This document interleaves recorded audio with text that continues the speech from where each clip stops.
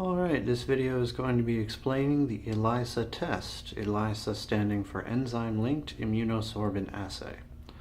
Now what you would use an ELISA test for is you would use it to try and determine whether a patient is infected with some kind of virus or other thing.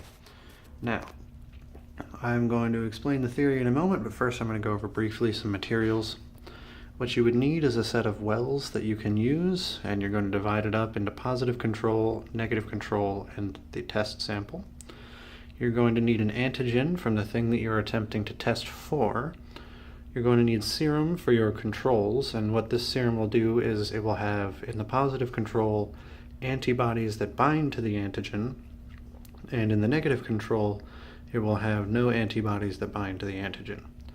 You're going to have a wash buffer, which you're going to use to wash out all the wells in between each of your steps. Your patient serum, which is a sample from your patient. And you also need an enzyme-linked antibody. Now so this would be a normal antibody. The enzyme-linked antibody has this enzyme that's attached to the back end of it. And the binding site for this antibody will actually bind to the back end of regular antibodies. That'll become important later. You also need the substrate that this enzyme actually works with. And it's specifically designed so that it's actually going to cause a color change so that you'll actually be able to see what's going on. Now the theory. Yay, the theory.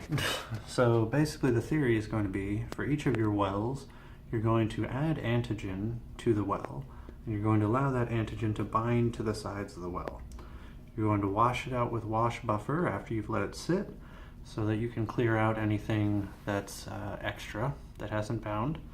And then you're going to add a serum. Now if the serum contains antibodies for what you're testing for, it's going to bind up to the antigens that are present.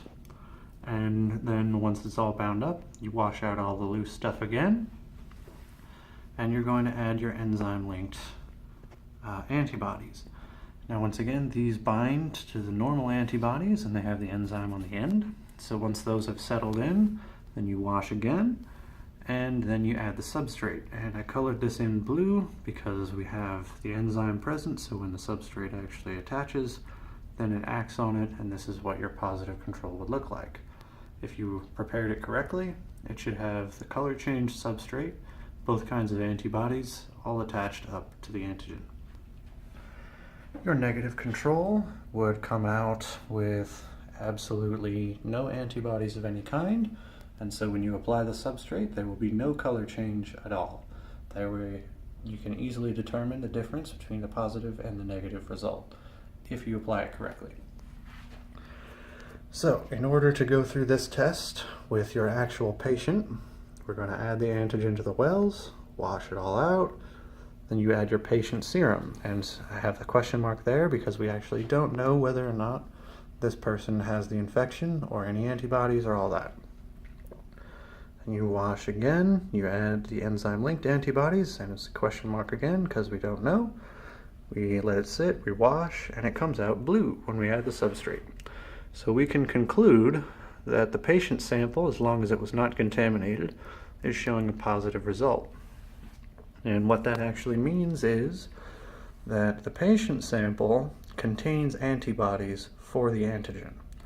And we can infer from that that their body is now, or was previously, recently, fighting off an infection of whatever it is actually that has this particular antigen in it.